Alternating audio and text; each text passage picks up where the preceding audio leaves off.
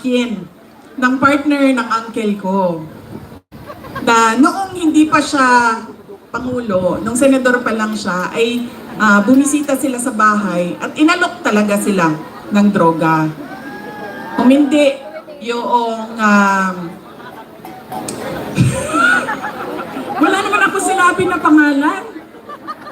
Oh, talaga. Alam mo, may malaki bang tulungan ang Maynila para sa ating lahat?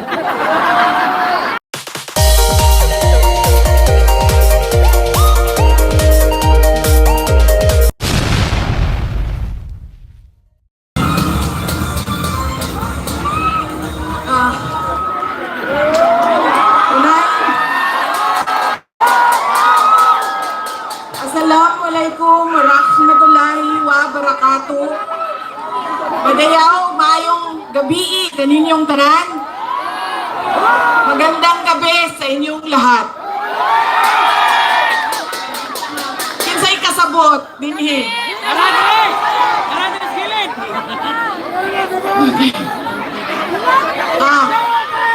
Unahin muna aking pagpapasalamat. Una po, ang pagpapasalamat natin sa ating pinakamamahal na mayor ng siyudad ng Maynila, Isko Moreno Dumagoso.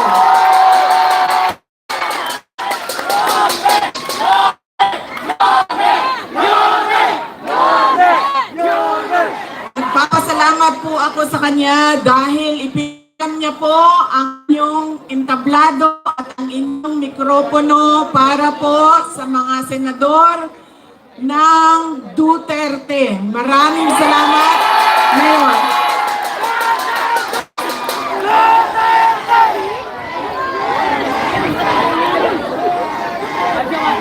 Ang sunod na pagpapasalamat ko ay sa inyong lahat, mga kababayan namin dito sa Maynila. Maraming salamat sa oras ninyo at sa pagkakataon na ibinigay ninyo sa akin at sa amin ngayong gabi na ito. Maraming salamat. Madami sa inyo ang hindi pa, wala pa na ni hapon, hindi pa na naghapunan. Marami sa inyo ang hindi pa naghapunan, hindi pa nakaluto, at kanina pa dito.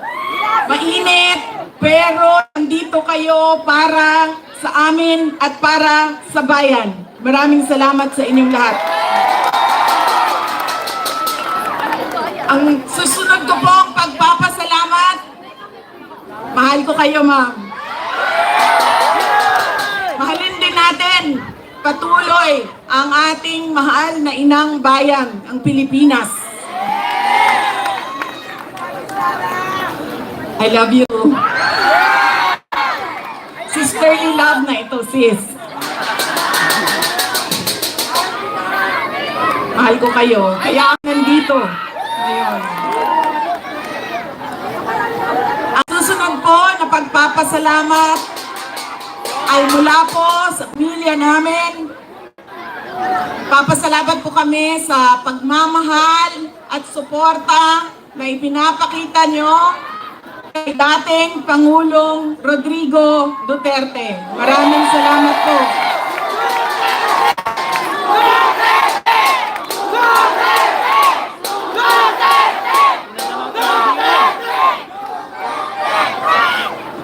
Marami po sa inyo ang nag-celebrate ng kanyang birthday noong March 28, 2025.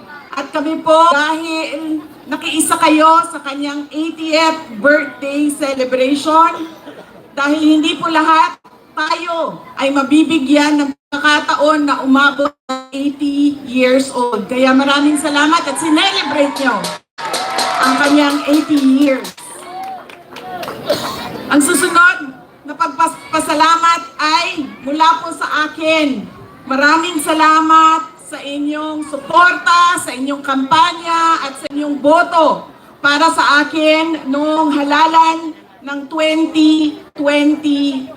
Maraming salamat sa suporta ninyo. At syempre, Ang aking pagpapasalamat pa rin sa patuloy ninyo na pagtitiwala sa akin at sa aking mga kasamahan at sa aming opisina, ang tanggapan ng pangalawang Pangulo ng Pilipinas. Maraming salamat. Ang amin pong pamilya ay merong malaking utang na loob sa inyong lahat, mga kababayan namin, sa pagkakataon na inyong ibinibigay sa amin na makapaglingkod sa ating bayan. Dako kayo ang amo ang utang nga kabubuton kaninyong tanan, mga kaigsuunan namo. Sa higayon nga gihatag ninyo kanamo nga makaserbisyo sa atuang nasod. Daghan kayong salamat.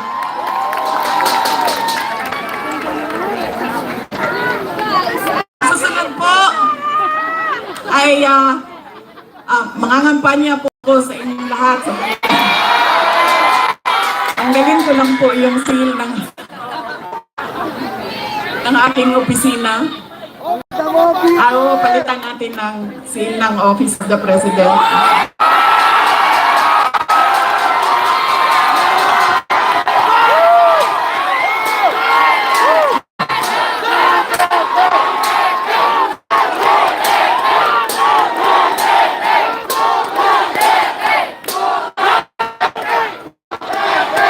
Tinanggal ko lang kasi iba kasi yung opisina, iba din yung pangangampanya. Pero kung sa Pangulo lang, pumili na lang kayo. Si Isko Moreno, si Sara Duterte, wala kaming problema.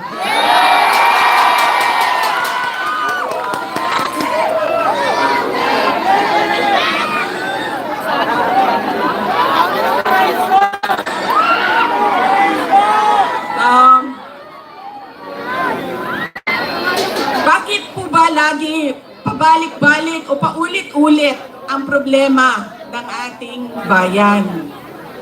Dahil po, paulit-ulit din yung ugali natin sa pagpili ng ating mga leader. Kung sino yung binoboto natin. Ngayong darating na halalan, marami ang nagtatanong, ano bang pwede naming gawin? Wala namang kaming pera, wala kaming makinarya, ordinaryong tao lang kami na nakatira sa gilid ng daan kung saang subdivision. Pero gusto namin na merong makitang pagbabago sa nangyayari at para sa ating bayan. Una po, ang ugali natin sa pagpili ng ating mga kandidato ay kung sino yung naaalala natin. Sino yung magaling kumanta, sino yung magaling sumayaw, sino yung magaling magpatawa. Yaan nang lagi nating naaalala kapag tayo ay boboto na. Hindi na natin tinatanong, ano ba ang pangako niya noon na siya ay tumatakbo? Tinupad ba niya ang pangako niya? Diba? Dapat tinatanong natin ang sarili natin, ano bang nagawa ng tao na ito? Nangako siya, sorry ma'am,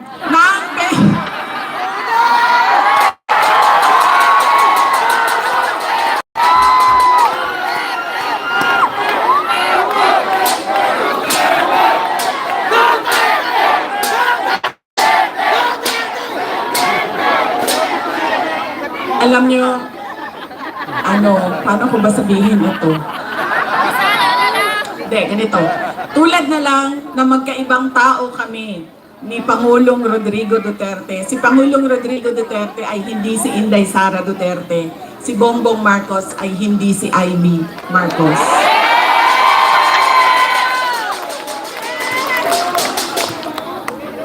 Ito, hindi na ako nagpaalam sa'yo, sasabihin ko na, nga naman, sige manig. Wag ba doon! Tanggalin na lang natin itong, okay sa'yo? Pero siyang matuwan. Wag na magpabudol! Ganyan na lang.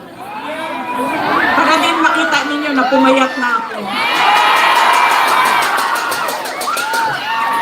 Salamat, Martin Waldes! Pumayat si Inday Sara!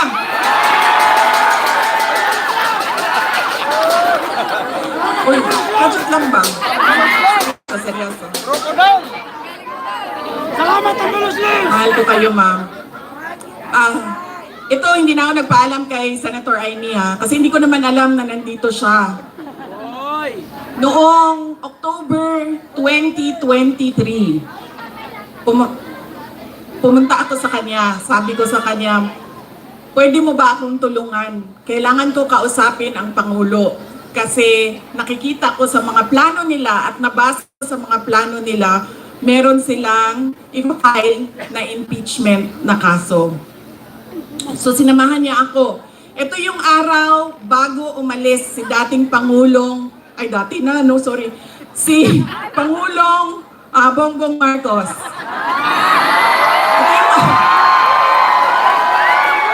Uy, hindi ko sinadya yun. Hindi ko sinadya yun, ha? Papailan na, kayo lahat, kailan ng sedition. Kayo dyan, may kaso na kayo bukas. Wait lang. So, ito yung araw na paalis siya, papuntang Amerika. Pumunta kami, sinamahan ako ni Senator Aimee. Siya yung kumuha ng oras ng schedule para makausap ko si BBM. Noong nandun na kami, binanggit ko sa kanya ang impeachment. Pero hindi yung impeachment ang gusto kong marinig ninyo na kwento ngayong gabi na ito. Doon sa pag-uusap naming tatlo, kaming tatlo lang yun pasensya na silang dalawa. Marites yung nandoon sa harap, silang dalawa. Nag-uusap kaming tatlo, nabanggit ni BBM ang pag-amenda ng konstitusyon. At sinabi niya na, madami siya sinabi, pero ang gist ng sinabi niya ay, we will just amend. Kasi English man sila pag mag-historiano. So ako dito, anak, kuya maning, in English, we will just amend the economic provisions of the Constitution. Nakirinig ko at nakita ko talaga na sumagot si Senator Aimee. Sabi niya, that is a dangerous thing. Sabi niya, if you open the Constitution to amendments, you do not just open it to economic provisions. You open it for all amendments of the Constitution. At nagsagutan na silang dalawa sa harap ko dahil sa ating Constitution. Kaya yan ang pruweba ko at proof ko sa inyo na magkaiba na tao. Ibang tao si BBM, ibang tao si Aimee Marcos. Okay na ma'am, pwede ka na umalis. Wait lang. Iboto niyo ba si Aimee Marcos? Okay na ma'am, pwede ka na lumipat sa QC. Good na dito. Kalimutan ko na yung sasabihin ko. Tatlong paalala. Hindi natin tinitingnan kung ano ba yung mga pangako niya noon. Tumakbo siya noon. May pangako siya. Binigay ba niya? Diba? 20 pesos ang kilo ng bigas. Tapos ngayon, okay na daw. After 3 years, 3 taon ng campaign promise o pangako sa eleksyon, ibibigay ngayon. Pero, ibibigay lang sa Visayas. Para bang hindi kayo nagugutom dito sa syudad ng Maynila. At parang hindi nagkukulang ang pera ninyo pambili ng pagkain. Kaya dapat tinitingnan natin. Sumayaw, oo. Kumanta, oo. Bakit hindi? Pero tinitingnan natin. Ano ba ang pangako? Binigay ba o hindi? Bakit hindi binigay ang pangako? Dahil nagsinungaling? O dahil hindi talaga maibigay? Pa? Yan yung unang. Sorry po. Lagi, nalala tayo, bangag. Sorry, ma'am. Nambubudol. I'm sorry, ma'am. Kasi naman sabi ko, okay na, humis ka na.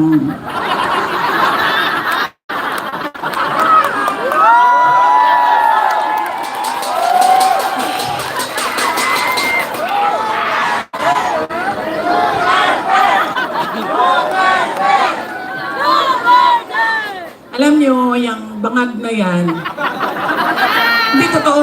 Hindi naman ako kasi tumawa dahil tinawag siyang bangag. Doon din, di ba? Hindi ako, kasi sa Bisaya, ang bangag, di ba? Bangag, bangagan, bangag. Botas. Botas. Oo. Botas. So, pag sinabi bangag sa Bisaya, hindi siya adik. Unsa man sa tuakida. Di ba? Oo. So, hindi talaga ako natawan ang tinawag siyang bangag. Kasi sa Bisaya, ang bangag ay butas. Hindi, at saka sa slang, ang bangag is yung private part ng babae. Diba? Bangagan.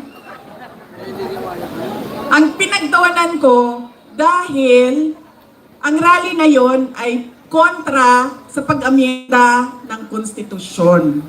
Yun yung rally na yon. Tapos nagulat na lang kami na iba na yung napag-usapan doon sa rally. Pero balik tayo sa bangag, ma'am. Alam mo, hindi ito kasali talaga sa speech ko.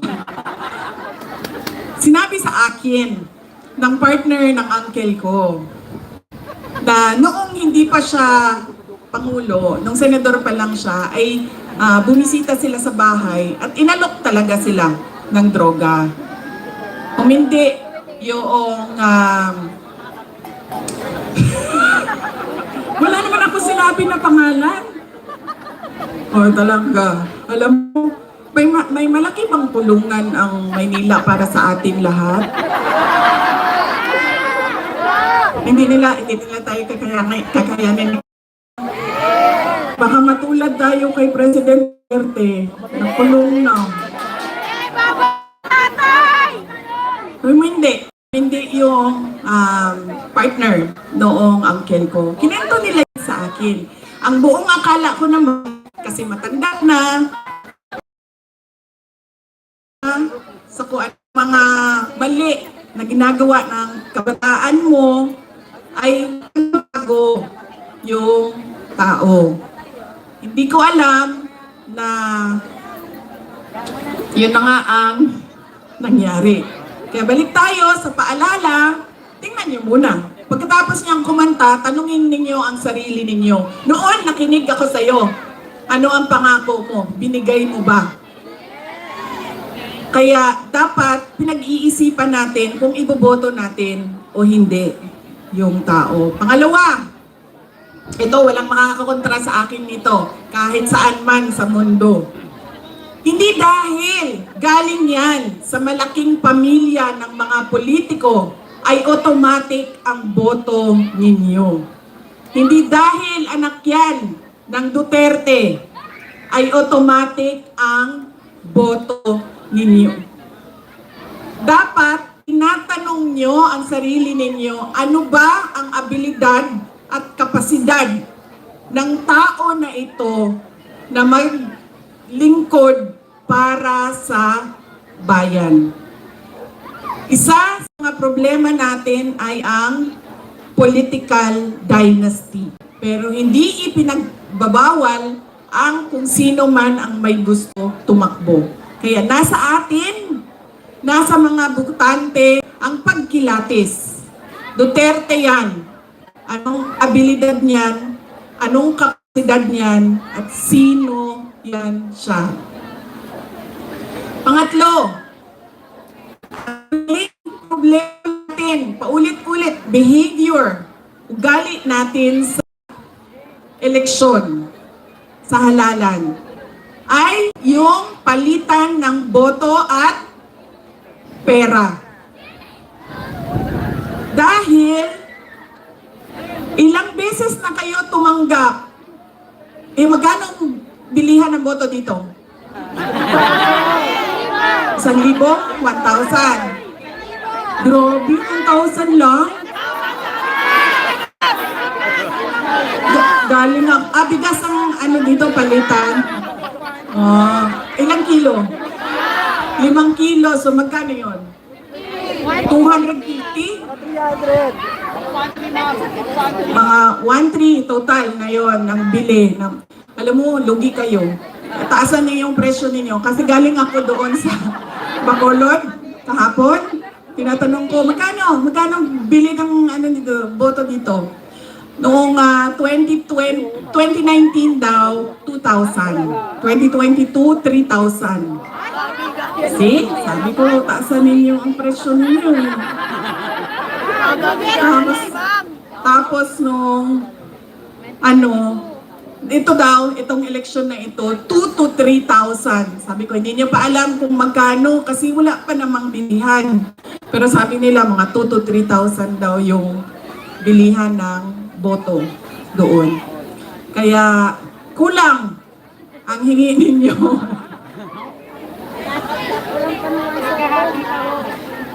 1,300 ang natatanggap ninyo. Hindi pa lahat. Bakit 1,300? Ang akap, magkano ba akap?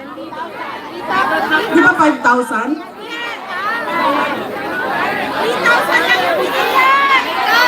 3,000?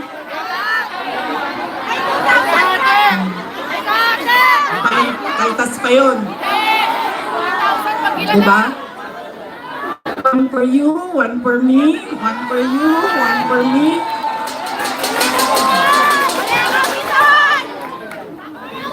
Alam niyo, hindi namin ginagawa yan sa Davao. Alam niyo bakit? Nawawala kasi yung respeto ng tao sa isa't isa. Sabihin ko sa inyo kung bakit mamaya nawawala yung respeto, ha. Sana po. Sa bilihan ng boto. Yan. Ilang eleksyon na kayo tumanggap ng 1,300? Ilang eleksyon na tumatanggap ang mga botante ng Pilipinas ng pera kapalit ng boto nila. Pero bakit mahirap pa rin ang ating bayan? At bakit hirap pa rin kayo bumili ng bigas? Bayaran na eh. Kasi dapat, kung akap yan at galing yan sa gobyerno, tanggapin nyo, pero tanungin nyo naman yung sarili nyo. Ang nagbigay ba nito ay karapat dapat maging leader ng bayan natin? Ama! Dahil malamang ipusta ko yung isang paa ko, hindi niya pera yang binigay niya sa inyo. Pera yan ng bayan. So, tanggapin. Dahil tulong yan ng bayan. Huwag matakot kung iba ang iboto. Dahil unang-una, nakatago naman yung boto natin. At pangalawa, kung sino man yung manalo na mayor ninyo, na vice mayor ninyo, na konsihal ninyo, na congressman ninyo, ay may obligasyon na tumulong sa taong bayan. Kaya kung sino man yung nakaupo, magbibigay pa rin yan ng tulong sa inyo. Kaya, yan ang kailangan ninyong isaisip. Hindi dahil sikat ang apelido, automatic ang boto. Hindi dahil may kapalit ang aking boto, ay ibibigay ko na. At, may isa? Check ko lang, nakikinig kayo? Ano yung isa? Oh, see? Hindi na nakikinig. Ha? Respeto. Nakakawala talaga ng respeto yun, ma'am, pag may palitan ng pera. Yung isa ay Ano? Wala naman nakinig sa inyo. Huwag ibenta ang boto. Huwag dahil sikat iboto. Ha? O yun nga, dahil sikat iboto. Ano isa?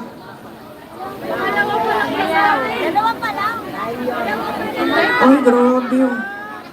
Ang dami-dami ninyo. Dalawa lang maalala ninyo. Ano wala pa?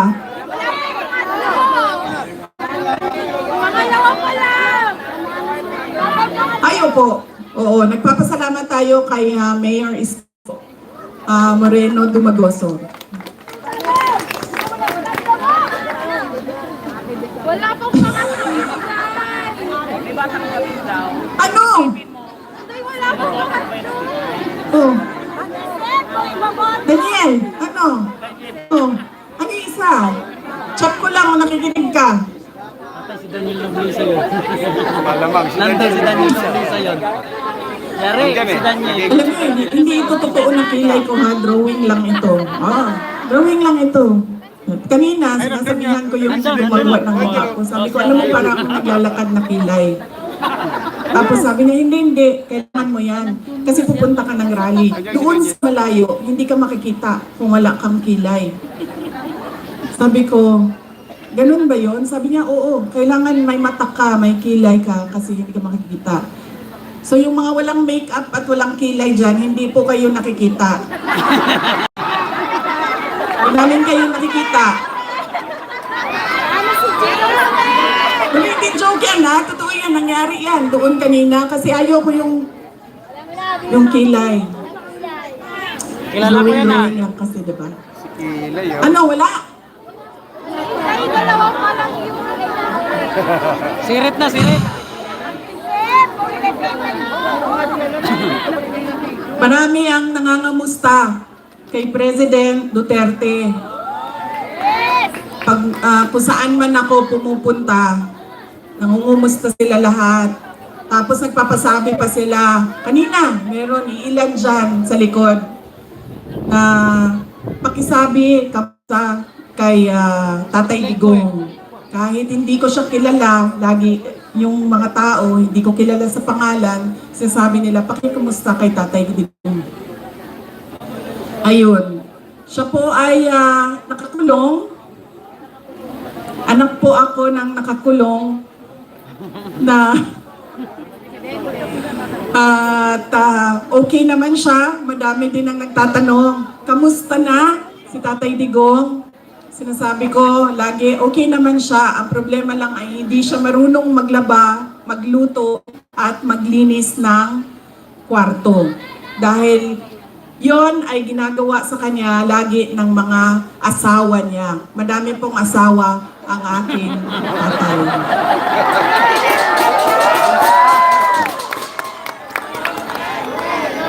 Nakita niyo yun si Kitty? Kitty, yung maganda ko na kapatid. Iba po yung nanay niya. Kasalukuyan po, dalawa yung girlfriend na nandoon, nag-aantay na makalabas si Pangulong Rodrigo Duterte. Totoo yan. May chismis. Oh, ma'am, hindi daw nila kinidnap yung hindi daw nila kinidnap si Pangulong Rodrigo Duterte. Hindi daw kidnap ang tawag doon. Sige, okay na lang. Hindi na kidnap ang tawag doon. Ang tawag doon, ninakaw nyo sa amin. Ninakaw nyo sa amin si Pangulong Rodrigo Duterte. Dahil siya ay propriedad o property ng syudad ng Davao. Dahil siya ay magiging mayor namin doon at kinuha ninyo siya at ninakaw ninyo dito. Pwede na ba yun, ma'am? Hindi daw kidnapping yan eh. Nakawan na lang. Ninakaw ninyo sa amin. Sa mga nangangamusta, ay meron kaming maliit na video presentation sa inyo Sigurado ka ba, ma'am, na hindi ka aalis? Kaya ako nakakalimot sa mga sasabihin ko eh. Nandito ka, ma'am. Ma'am, ang advice ko lang talaga sa iyo sa panahon na ito at sa darating na mga araw ay magpalit ka na po ng apelido, ma'am. Ay, sorry, Romualdez pala ang middle name mo. Lalong hindi! Romualdez! Sabi ko nga, matino na tao, si Senator Amy Marcos. Ready na? Ang ADP? Okay. Thank you. Po sa Toledo, Cebu. Patawid kami papuntang San Carlos City sa Negros Occidental. Tumawag sa akin si Pangulong Duterte. Sabi niya sa akin, idiretso ko na daw na sabihin sa inyong lahat na siya ay nakikiusap na iboto ang 10 kandidato ng Duterte. Diretso. Mamaya, ma'am, idagdag kita. Sandali lang.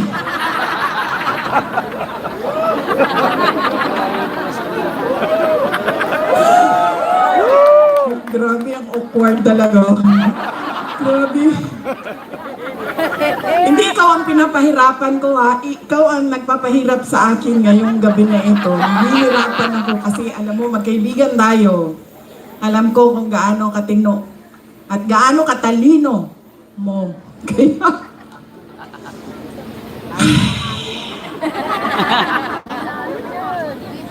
Yes, ma'am. Ay, okay lang, ma'am. Thank you. Thank you, ma'am.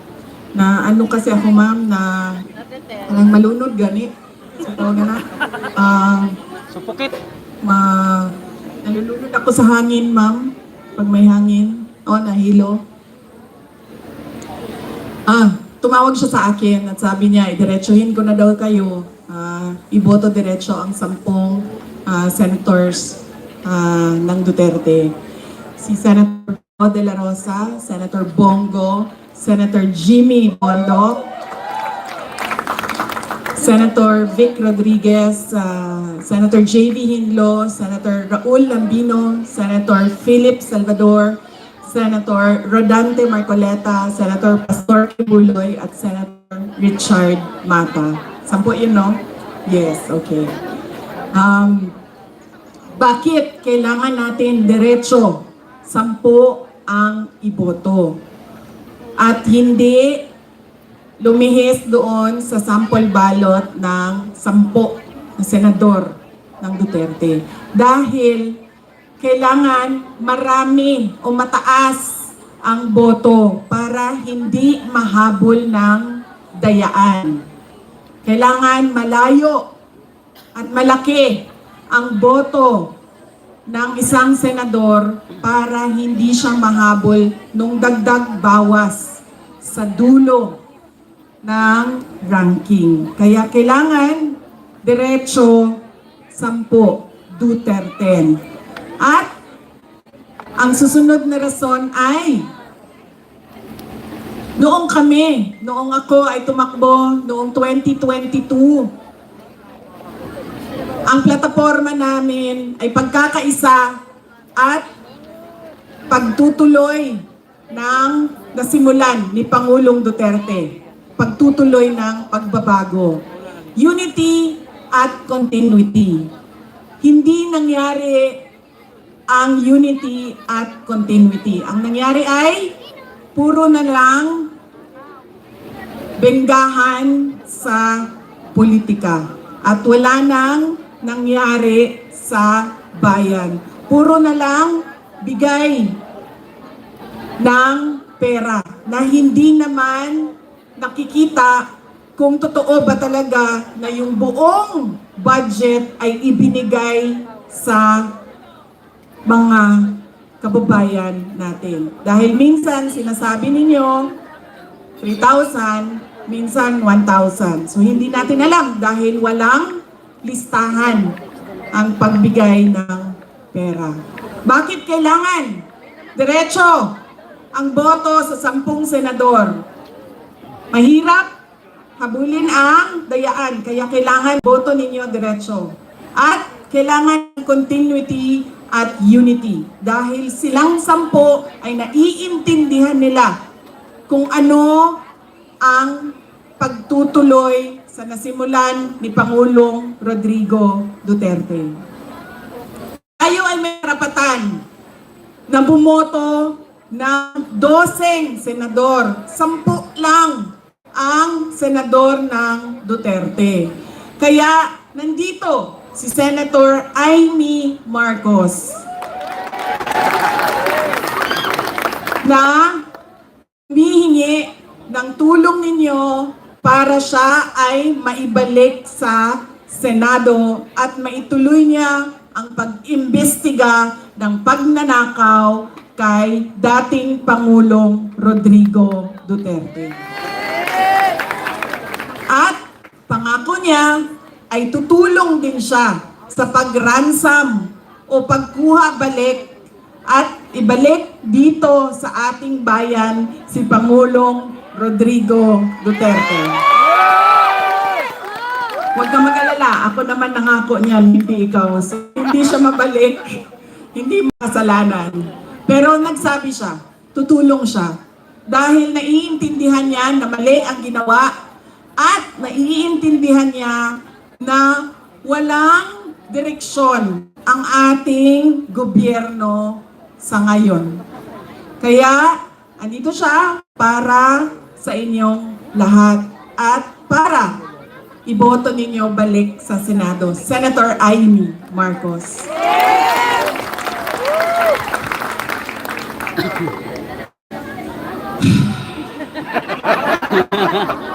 So, ang nakalimutan ninyo kanina ay yung pangako. Sabi ko, di ba? Check ninyo ang pangako kung natupad ba bago ninyo iboto ulit. Yung pangatlo. Yan yung ang pag-check niyan ba parang ano, yung politiko ba parang boyfriend yan ba? 'Di ba? Ang lalaki kapag nanliligaw, ibibigay sa isasabihin sa iyo ang lahat. Bibigay sa iyo ang lahat. Sasabihan ka, ano sasabihin, ma'am? Hindi kita iiwan! Hindi kita iiwan. Ano pa? Mahal na mahal na! Mahal na mahal kita. Ano pa? Hindi kita pababayaan. Ikaw lang, mag-isa. Ha? Hindi kita papaiyakin. Pero anong ginawa nila sa inyo? Pinaiyak. Iniwan. Sinaktan! Sinaktan. Ginutom! Ganyan. Ganyan ang isipin ninyo. Pagpili ninyo ng mga kandidato ngayon. Ang pangako, 20 pesos ang kilo ng bigas. Na hanggang ngayon ay hindi pa naibibigay. Kaya, anong pwede ninyong gawin? Huwag ninyo, ma'am, alam mo, tayong talaga makakulong dyan sa tanggalin mo. Huwag ninyo iboto ang mga kandidato niya. Dahil ang mga kandidato niya ay nagsasabi sa kanya na okay lang na magsinungaling ka. Okay lang na hindi mo tuparin ang pangako mo sa mga tao. Huwag ninyo iboto ang mga kandidato ni na nangako ng na hindi. So, sino ang mga, alam nyo, nagtataka ako sa inyo, ha? Yung congressman ninyo dito.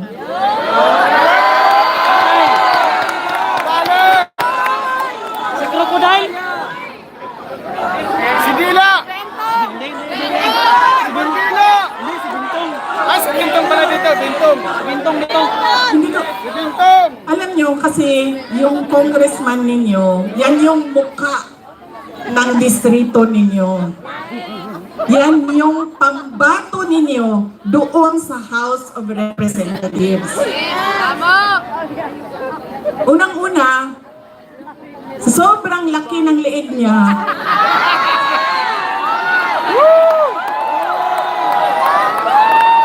naiipit na yung boses niya. Mr. Speaker!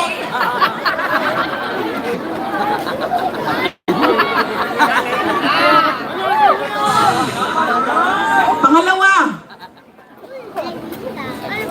sabi ko dapat magaling, di ba? Yung congressman na pinili ninyo, simbak ko yung mga taga second district sa Kuan. Uy!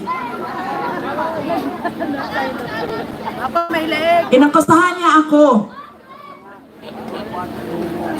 ng lahat. Inakusahan niya ako ng lahat na, pero wala man lang siyang isang ebidensya na sinabi na ito ang nagpapatotoo na buwisit talaga yung babaeng Inday Sara na yan.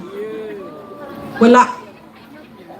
Kaya pag bumili kayo ng muka ng distrito ninyo, sana yung congressman ninyo?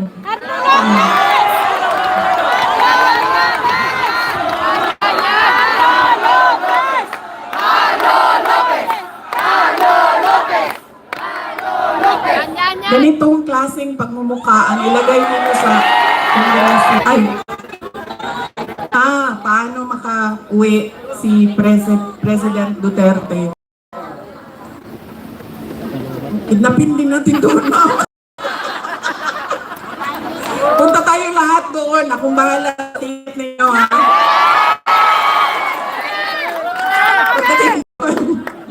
Pagdating doon, kidnapping. Alam nyo, kawawa siya kasi nung tumawag siya, kinento niya sa akin, diba? Bakit kailangan diretso 10 yung mga senador. Sinabi niya sa akin, in Bisaya, sabi niya sa akin, ayaw biya kong kalimti din ha, basta makalimtan ko nimo, mabulok ko din niya. Huwag mo akong kalimutan dito. Baka makalimutan. Yan ang totoo. Si Pangulong Duterte is 80 years old. Mahina na yung tuhod niya, mahina na yung likod niya, mahina na yung katawan niya. At na kakaawa siya sa sitwasyon niya doon.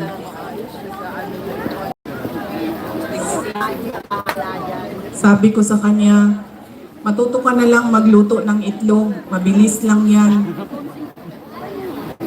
Halo-haloin mo lang, tapos lagyan mo ng mantika. Okay na asin. Sorry, hindi pala ako marunong magluto. Asin. Sorry, ma'am. Asin, ano pang ilagay, ma'am?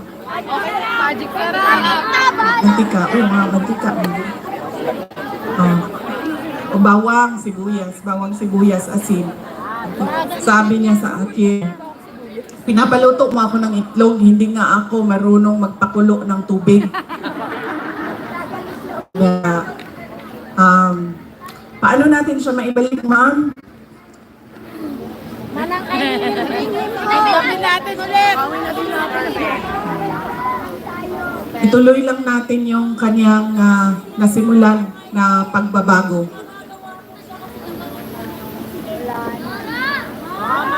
Paano kinalitan si Marco? Hindi na gawin ni Ma'am Aimee.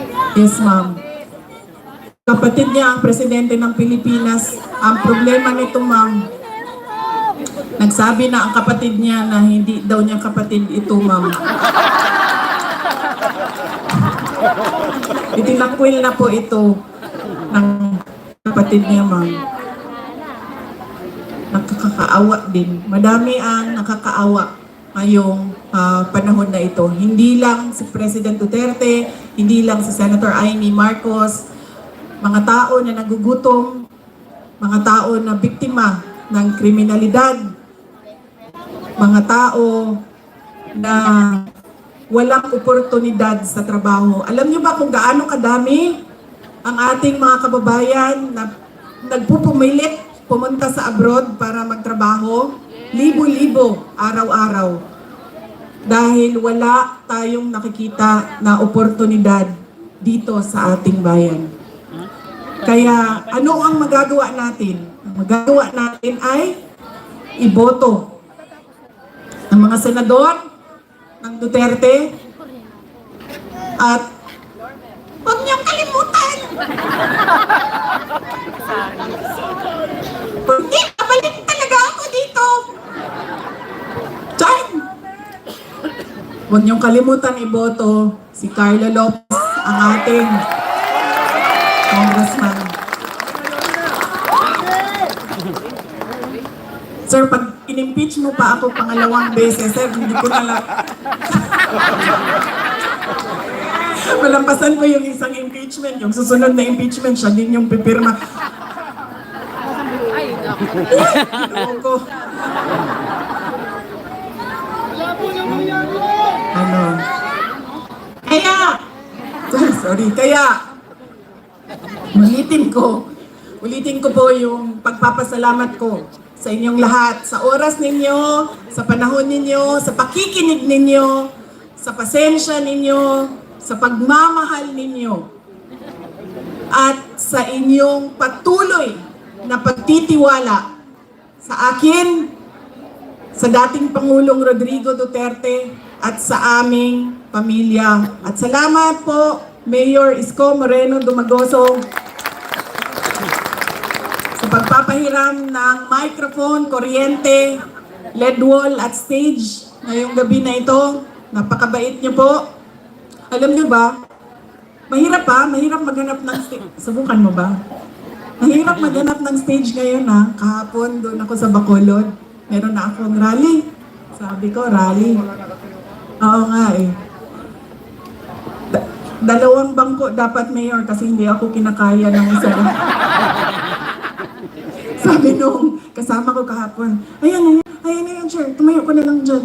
Sabi ko, kulang yan, kumuha ka ng isa, hindi ako kaya ng, isa lang, dapat dalawang bangko. Dalawa na yung rally, okay na. Umayag na, ganito, ganyan. Tapos nung gabi na, papunta na ako dun sa rally, sinabi sa akin, ay, hindi ka pwede sumampa sa stage namin. Dahil, dahil Duterte ka. Mahirap talaga maghanap ng stage ngayon.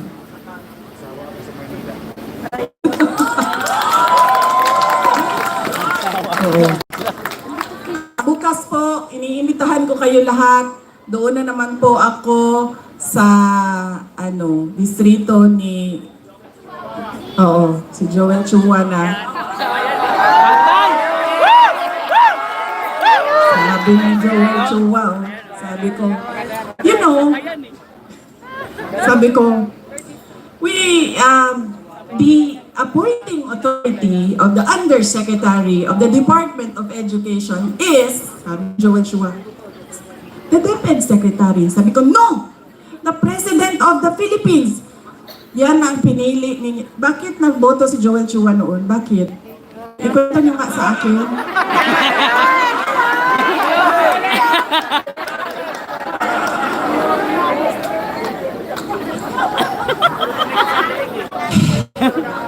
Saan kayo nakahanap ng abogado na hindi niya alam kung sino ang nag-a-appoint ng undersecretary ng isang departamento? Dito sa Maynila, nakahamahanap niyo yan, si Joel Chua, doon sa distrito niya. Yan ang sinasabi ko. Dahil inendorso ng sikat at magaling na mayor, hindi nyo na inisip, tama ba na iboto ko itong tao na ito? Mukha yan ng distrito ninyo. Yan ang magsasalita para sa inyong lahat. Kaya siguraduhin ninyo maganda ang boses, may nalalaman, at may sinasabi ang inyong mga kandidato at mga leader. Dahil yan, muna inyong garbo din sa inyong distrito. Yan ang pride ng inyong distrito. ng inyong syudad. Mga kababayan, ang lahat ng ginagawa natin ay para sa Diyos, sa bayan, at sa bawat pamilyang Pilipino. Syukran.